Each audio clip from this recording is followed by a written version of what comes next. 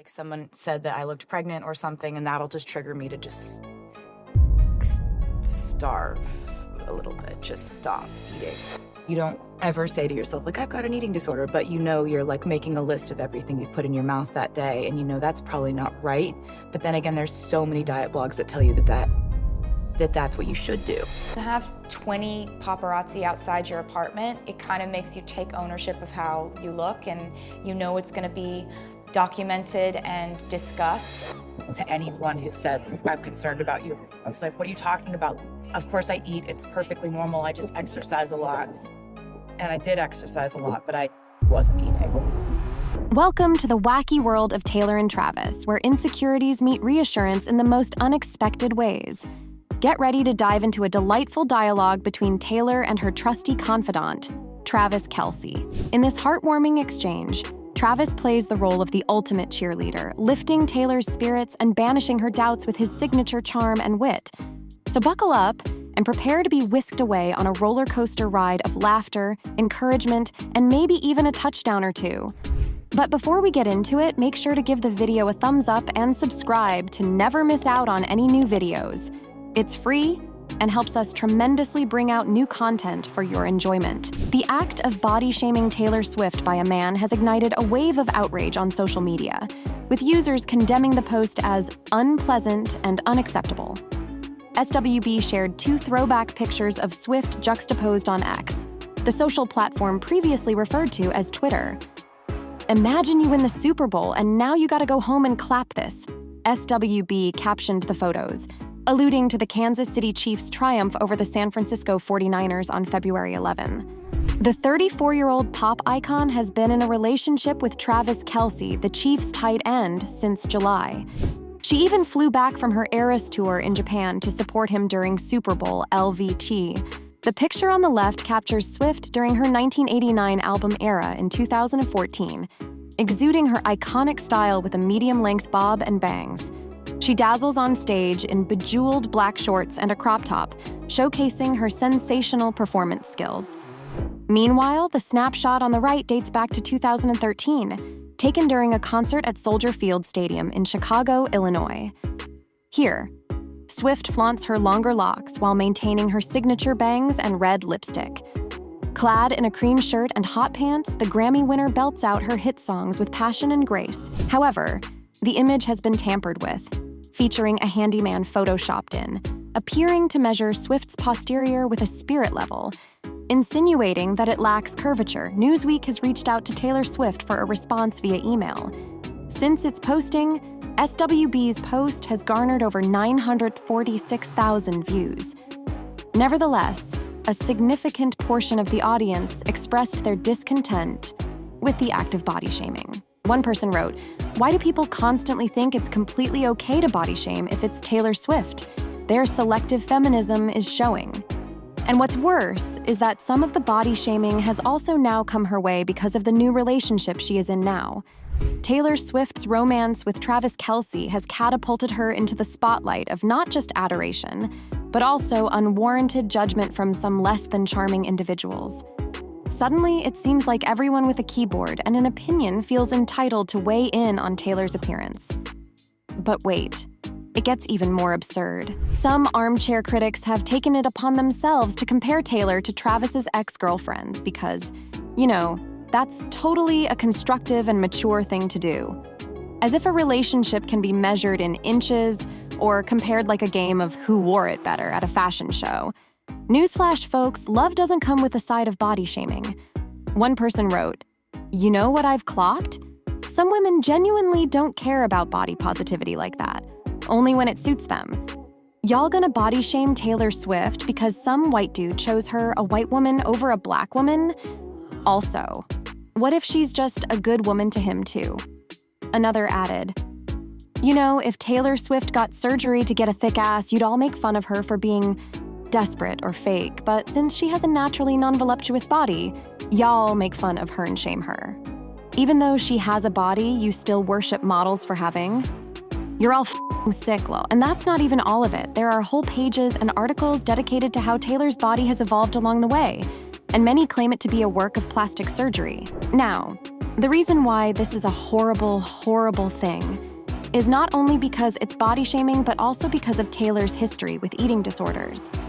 In her 2020 Netflix documentary, Miss Americana, Taylor Swift disclosed her long-standing struggle with a hidden eating disorder. The 30-year-old singer revealed the harrowing details of her battle, confessing to years of self-imposed starvation and relentless exercise in pursuit of weight loss. Swift candidly discussed how intrusive paparazzi snapshots and hurtful online remarks served as triggers, prompting her to resort to extreme measures such as just stop eating until she reached a perilously thin state. I tend to get triggered by something, whether it's a picture of me where I feel like my tummy looked too big or someone said that I looked pregnant or something. And that will trigger me to just starve a little bit, she explained. She added, "It's not good for me to see pictures of myself every day," and talked about the societal pressures on women to look a certain way, attaining to reach an impossible standard of beauty. Because if you're thin enough, then you don't have that A's that everybody wants, she said. But if you have enough weight on you to have an A's, then your stomach isn't flat enough. It's all just impossible. At the tender age of 18, Taylor found herself under the glaring scrutiny of a magazine that unjustly accused her of appearing pregnant simply because her stomach didn't adhere to their standards of flatness. Following this incident, she encountered stylists who showered her with compliments about her diminishing figure as she shed pounds. These remarks began to embed themselves in her mind, leading her to perceive weight loss as an essential aspect of her profession. During her 1989 tour in 2014, Taylor resorted to extreme measures, starving herself down to a US size 00, equivalent to a UK size 2. The toll of this drastic weight loss left her constantly hungry and malnourished, often teetering on the brink of fainting while performing on stage. Despite the alarming signs, Taylor would brush off any concerns with a facade of healthy living, claiming she was simply exercising and eating well. All the while, her meals remained scarce. In a poignant moment in the documentary, viewers are presented with a visual comparison between Taylor's appearance during her 1989 tour and her more recent Reputation tour in 2018, where she displayed a healthier weight. Now standing at 5'10", Taylor proudly embraces her healthy US size 6, UK size 8 physique, marking a significant improvement in her relationship with her body. When faced with the temptation to criticize herself harshly, she firmly reminds herself, "Nope, we don't do that anymore." We do not do that anymore because it's better to think you look fat than to look sick. Taylor's fans applauded her for overcoming the illness and for going public about it. In the relentless world of showbiz, Taylor Swift has long been accustomed to the need to prove herself and defend her choices. However, a refreshing change has swept into her life with the arrival of Travis Kelce. Not only is he a superstar tight end for the Kansas City Chiefs, but he's also become her steadfast defender and supporter in the face of criticism. Gone are the days of Taylor battling the naysayers alone. Now she has Travis by her side, ready to stand up for her at every turn. Whether it's against body-shaming trolls or unwarranted scrutiny from the media, Travis steps in with a protective shield, affirming Taylor's worth and shutting down negativity with a flick of his football prowess. Their relationship isn't just about romance, it's a partnership built on mutual respect and unwavering support. With Travis in her corner, Taylor can confidently navigate the challenges of fame, knowing that she has a champion who's always got her back. And the worst part of all of this is that it isn't just people online who shame her. There have been body-shaming instances from people within the industry too. In Taylor Swift's Netflix documentary, Miss Americana, viewers are treated to a whirlwind of emotions, including a montage showcasing the hate and criticism the singer has faced throughout her career. Among the voices featured is comedian Nikki Glazer, who infamously criticized Taylor's body, deeming her too skinny. Upon the documentary's release on Netflix, Glazer took to Instagram to offer a heartfelt clarification regarding her role in the film. She shed light on the context of her comments, revealing how they were intertwined with her own personal insecurities and struggles with eating disorders. With a genuine sense of remorse, Glazer extended a sincere apology to Taylor for any pain her words may have caused. This instance serves as a poignant reminder of the power of empathy and understanding, as well as the importance of owning up to one's mistakes and offering genuine apologies. It also highlights the complexities of navigating fame and the often harsh spotlight it casts on individuals like Taylor Swift. She wrote, "I love a Taylor Swift. Unfortunately, I am featured in her new documentary as part of a montage of asshats saying mean things about her, which is used to explain why she felt the need to escape from the spotlight for a year. It's insanely ironic because anyone who knows me knows I'm obnoxiously obsessed with her and her music." She also added, "The soundbite was from an interview I did 5 years ago, and I say in such a shitty tone, she's too skinny. It bothers me. All of her model friends, and it's just like, come on." This quote should be used as an example of projection in Psych 101 textbooks. If you're familiar with my work at all, you know I talk openly about battling some kind of eating disorder for the past 17 years. I was probably feeling fat that day and was jealous. Also, I've had people say the same shit about me being too skinny before and know how terrible it feels to hear that when you're struggling. And I was only bothered by her model friends because I'd like to be her friend and I'm not a model. I really have no need to post this other than to apologize to someone who seriously means so much to me. And guess what? Glazer's wish came true. Taylor saw the post and chimed in with her own message of support in the comments. She wrote, "Wow, I appreciate this so much, and one of the major themes about the doc is that we have the ability to change our opinions over time, to grow, to learn about ourselves. I'm so sorry to hear that you've struggled with some of the same things I've struggled with, sending a massive hug. Just when you thought the online trolls and industry insiders had done their worst, buckle up because there's more. Even TV channels have jumped on the bandwagon of shaming Taylor Swift. It's like they've formed an unwelcome alliance to pile on the criticism.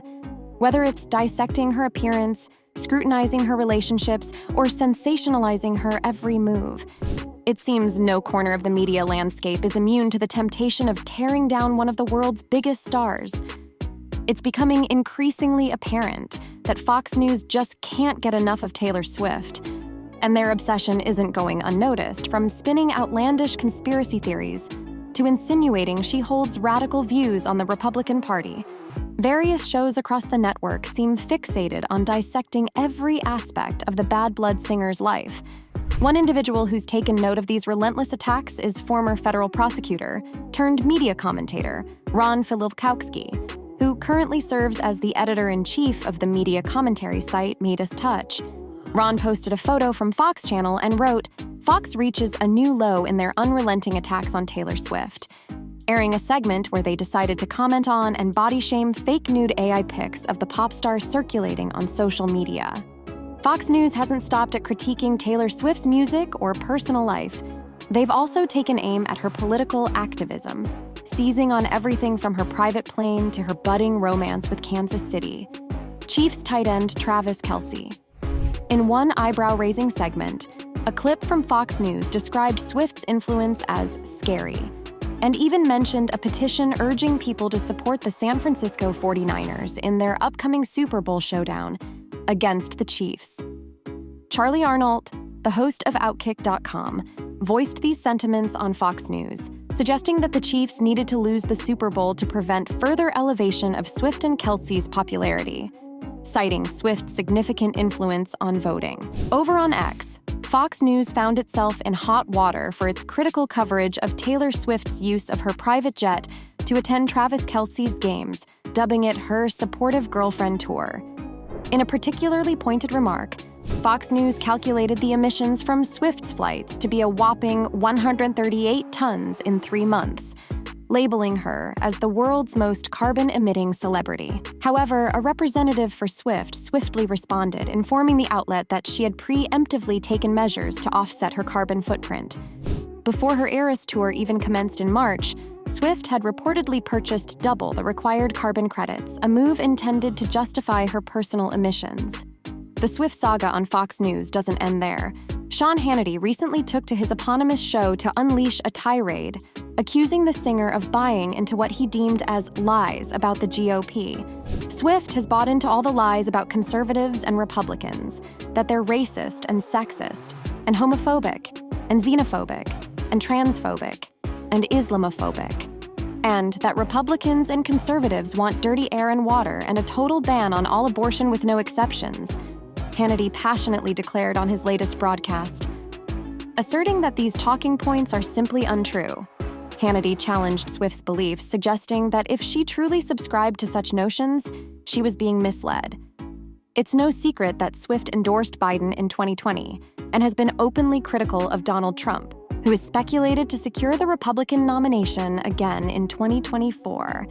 However, as of now, Swift has remained tight-lipped about the upcoming race. Before delving into a discussion about AI-generated images of Taylor Swift, Waters of Fox News floated a rather unconventional theory.